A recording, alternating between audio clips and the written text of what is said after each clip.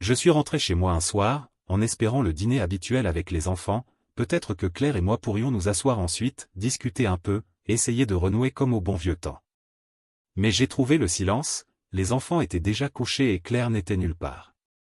J'avais vu ce schéma se dessiner depuis des mois, elle rentrait constamment tard du travail, avec des excuses toutes prêtes, des réunions imprévues, des projets de dernière minute ou une urgence soudaine au bureau. Mais cette fois, ça m'a frappé différemment. La pensée m'a traversé l'esprit, Claire comme le jour, elle est avec un autre. Claire et moi étions mariés depuis 11 ans, et autrefois, elle était là pour chaque instant, grand ou petit. Mais ces derniers mois, elle s'était effacée. Physiquement, elle était parfois présente, mais elle était absente, déconnectée. Même à la maison, elle avait commencé à s'habiller différemment, avec ses vêtements trop voyants, trop neufs par rapport à ce qu'elle portait avec moi. Les choses avaient empiré dans la chambre à coucher aussi, c'était comme si toute l'étincelle s'était éteinte. Elle ne voulait même plus parler. La plupart des soirs, j'étais le seul à préparer le dîner ou à ranger, pendant qu'elle rentrait des heures plus tard, balançait une excuse à moitié sincère, et peut-être offrait aux enfants un dessert du supermarché comme Monoprix pour se faire pardonner. Ce qui a enfoncé le clou, c'est comment elle avait commencé à éviter toute conversation qui ressemblait à de la vraie intimité. Je lui demandais comment s'était passée sa journée ou si tout allait bien, et je n'obtenais que des réponses courtes, sèches. J'ai essayé de la rejoindre, vraiment, mais il y avait ce mur. Au début, j'ai cru que c'était le stress, qu'elle s'ouvrirait un jour. Mais les semaines passaient, et c'était toujours la même chose, fermée, distante. Et honnêtement, j'avais l'impression d'être le seul à faire des efforts. Une nuit, après que les enfants se soient endormis, j'ai pris son téléphone pour le brancher, c'était notre routine. C'est là que j'ai vu qu'elle textait quelqu'un tard le soir. Le contact s'appelait juste Julien, et les messages étaient vagues, mais il y en avait assez pour me nouer l'estomac, toujours des variantes de « pas ce soir » ou « même endroit demain ». C'était comme un coup de poing en pleine face. Elle dormait encore profondément dans le lit, inconsciente du fait que son monde se fissurait juste sous ses yeux. De là, c'est devenu un flot constant de signes, les nouveaux vêtements, l'intérêt soudain pour se faire belle juste pour aller faire des courses au marché, les réunions après les heures qui s'éternisaient dans la nuit. Tout pointait dans une seule direction. Elle avait tant changé, et je n'étais pas le seul à le remarquer, même les enfants demandaient « Pourquoi maman n'est pas là pour le dîner ?» ou « Où est maman ce soir ?» Ça faisait mal de les voir s'habituer à son absence, et ça faisait encore plus mal de ne pas avoir de vraies réponses à leur donner. La goutte d'eau qui a fait déborder le vase, c'est cette nuit où elle est rentrée vers minuit. Elle a titubé en entrant, empestant le bar, m'a jeté un regard rapide et dédaigneux, puis s'est dirigée droit vers la salle de bain. J'étais resté debout à l'attendre, mais elle n'a même pas pris la peine de dire bonsoir ou d'expliquer quoi que ce soit. Je me suis senti glacé en la regardant s'éloigner, et sur le moment, j'ai su que tout ce qu'on avait bâti nous glissait entre les doigts à toute vitesse. Plus tôt ce jour-là, Claire m'avait dit de la rejoindre au Café des Arts à 15 heures. Ce n'était pas notre repère habituel, mais c'était là qu'on s'était rencontrés 13 ans plus tôt, lors d'une soirée animée dans le quartier latin de Paris. Je suis resté assis dans ma voiture sur le parking désert, fixant ce café. Je sentais que quelque chose clochait, vraiment mal. Ce ne serait pas une discussion ordinaire, je le savais, et j'étais à peu près sûr de savoir pourquoi elle voulait me voir là. Quand je suis enfin entré, elle était assise au comptoir, mais elle n'était pas seule. À côté d'elle se tenait un homme que je ne reconnaissais pas. Mon cœur battait déjà la chamade, mais j'ai essayé de tenir le coup en m'approchant. Elle s'est tournée vers moi, m'a lancé un « bonjour », raide, sans chaleur, sans sourire, juste ce regard vide, presque répété. Je venais à peine de m'asseoir que le type à côté d'elle s'est tourné vers moi, direct, et a dit « Monsieur Lefebvre, ou préférez-vous que je vous appelle Marc ?» J'ai regardé Claire, mais elle évitait mon regard, fixant un point au loin comme si elle n'était pas impliquée. Le type a continué « Je m'appelle Julien. Je voulais juste vous dire que Claire et moi, on se voit depuis un moment. On ne voulait plus vous le cacher. » Il était là, à me parler comme si c'était une négociation d'affaires. Pas nerveux, pas d'effort pour adoucir le coup, juste une honnêteté froide et brute. J'ai remarqué que Claire m'observait, probablement en attendant que j'explose, que je crie, que je fasse quelque chose. Mais je n'ai pas dit un mot. Je suis resté silencieux, et je voyais la confusion sur leur visage. Ils ne savaient pas quoi penser. Claire a enfin pris la parole. « Marc, je ne voulais pas te blesser, mais je dois être honnête. Julien me donne quelque chose que je n'ai pas ressenti depuis des années. Ce n'était pas facile pour moi, mais tu mérites la vérité. Elle sonnait comme si elle lisait un script, pressée de boucler l'affaire le plus vite possible. J'étais à moitié préparé à ça, alors je les ai laissés parler. Le conseil de mon père me trottait dans la tête, ne dis rien tant que tu ne sais pas exactement quoi dire. Donc je n'ai rien dit. J'ai juste attendu. Quand ils ont épuisé leurs arguments, j'ai regardé le barman et commandé une bière pression. Je voyais qu'il essayait de nous ignorer, mais il jetait des coups d'œil, attrapant des bribes. J'ai pris ma chope, bu une longue gorgée, et je suis resté là pendant que Claire et Julien se regardaient, se demandant sans doute pourquoi je ne réagissais pas. Ils attendaient une réponse, une explosion, mais ils n'ont rien eu de moi. Après quelques regards gênés et des moments tendus, ils ont fini par s'agiter, de plus en plus mal à l'aise, pendant que je terminais ma bière.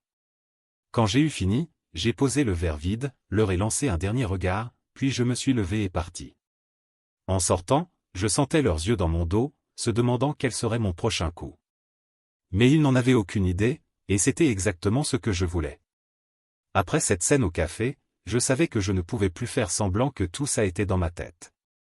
C'était réel, et il était temps de passer aux choses sérieuses. Je devais être malin, pas juste en colère. J'avais déjà la preuve de l'infidélité grâce à cette petite mise en scène au café, mais j'en voulais plus. Tout. J'ai décidé cette nuit-là de rassembler des preuves qu'il ne pourrait pas esquiver, quelque chose qui me garantirait un dossier solide si ça finissait au tribunal. La première étape, c'était de garder les choses sous silence et d'agir comme si rien n'avait changé. Je suis rentré, j'ai joué la comédie avec Claire, sans montrer la moindre trace de mon plan. Les enfants n'avaient aucune idée, et pour Claire, j'étais toujours le même vieux Marc. Le lendemain, je suis allé directement voir mon avocat, Henri. C'était un vieil ami de la famille, un type vif dans la soixantaine avancée qui avait vu son lot de divorces houleux. Quand je lui ai raconté ce qui se passait, il n'a pas scié, juste hoché la tête et demandé les détails. Je lui ai donné l'enregistrement du café, expliqué tout, et il s'est calé dans son fauteuil, pensif. « Bon, Marc, a-t-il dit enfin, si tu veux aller au bout, il nous faut plus de preuves. Mais souviens-toi, garde la tête froide. Le bon moment pour frapper, c'est quand on a toutes nos cartes sur table. » De là, tout tournait autour de la collecte des petits indices. J'ai commencé à porter un enregistreur vocal activé dans la poche de ma veste, si Claire disait quelque chose de suspect en ma présence, je le capturais.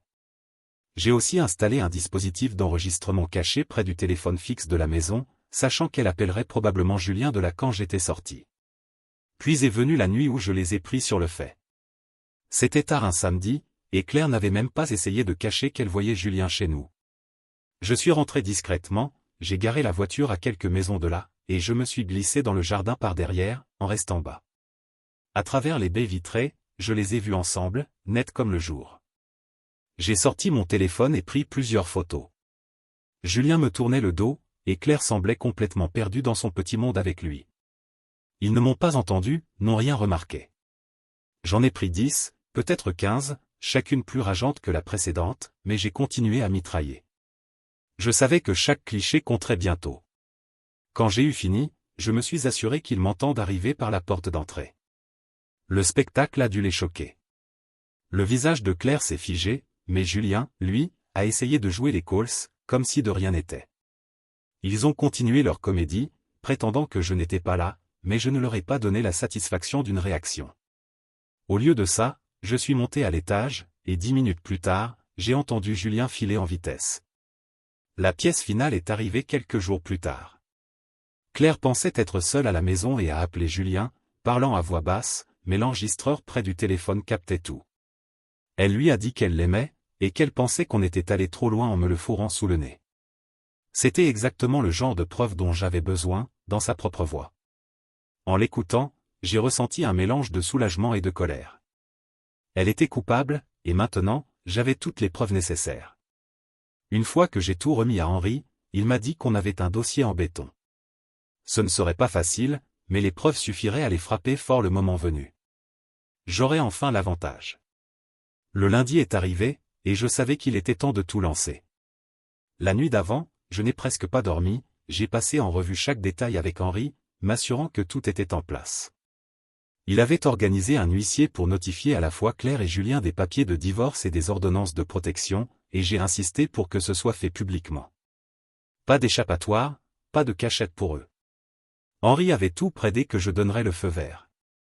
Je me suis levé tôt ce matin-là, j'ai conduit les enfants à l'école et les ai déposés avec un câlin rapide.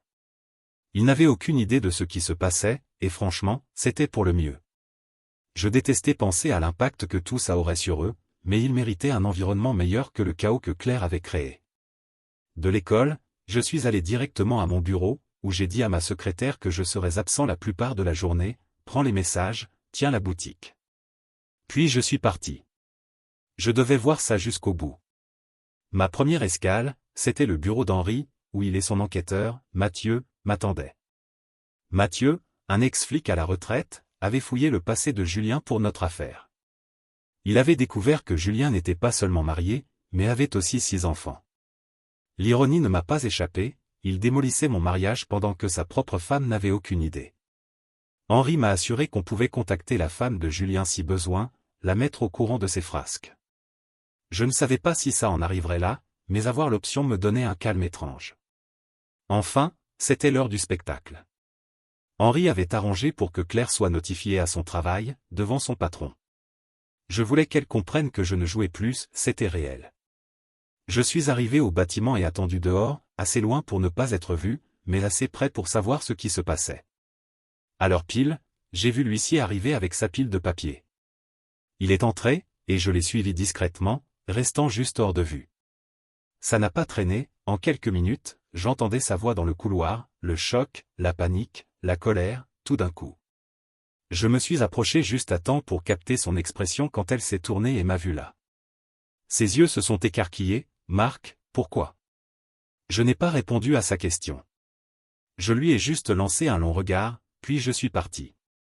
En sortant, j'entendais ses pleurs et son patron qui essayait de la consoler. Ce moment m'a confirmé que je faisais ce qu'il fallait. J'avais essayé pendant des mois de réparer ce qui n'allait pas, de voir si elle tenait encore à nous, et au final, elle avait tout jeté pour un frisson passager. Ce n'était plus de mon ressort. Pendant ce temps, Mathieu avait organisé la même chose pour Julien à son bureau, avec le même cirque public.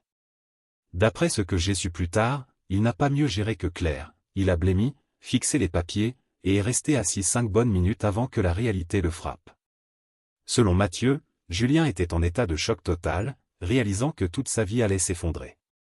Non seulement il avait une ordonnance de protection, mais sa femme allait découvrir exactement ce qu'il avait fait. En sortant de ce bâtiment, je me suis senti plus soulagé que je ne l'avais été depuis des mois. C'était ça, le début de la fin de ce cauchemar. Pour la première fois, j'avais une idée claire de ma direction. J'avais les preuves, le soutien légal, et le plan pour enfin tourner la page. Désormais, ce n'était qu'une question de laisser les choses suivre leur cours. Le lendemain de la notification à Claire, elle m'a demandé de la retrouver à la maison pour discuter. Je me doutais qu'elle avait un as dans la manche, une dernière tentative pour se sortir de son pétrin. En entrant dans la maison, j'ai senti la tension. À la seconde où j'ai franchi la porte, elle était assise dans la cuisine, l'air d'avoir attendu des heures, les mains croisées devant elle. Elle a essayé de m'accueillir d'une voix douce, comme si on était juste 2 personnes réglant un petit malentendu, pas le désastre qu'elle avait déversé sur nos vies. Marc, je veux juste dire. A-t-elle commencé, puis marqué une pause, cherchant ses mots. Je ne veux pas te perdre. Ce qu'on a, c'est spécial. Tu es mon mari, et Julien, eh bien, c'est différent. C'est juste physique. Elle l'a vraiment dit, juste physique, comme si ça excusait des mois de mensonges et de trahison. Elle a continué, expliquant comment Julien la comprenait d'une façon qui n'avait rien à voir avec les émotions ou l'amour, juste une attraction pure. Elle était convaincue que si je pouvais l'accepter, on pourrait continuer comme avant. Je suis resté là, la laissant dévider sa justification, à peine croyant ce que j'entendais. Après 1 minute, je n'en pouvais plus. Je l'ai interrompu, attends, reformulons, tu penses qu'on peut rester mariés, élever nos enfants ensemble, vivre nos vies, pendant que tu vas te retrouver avec Julien dès que l'envie t'en prend.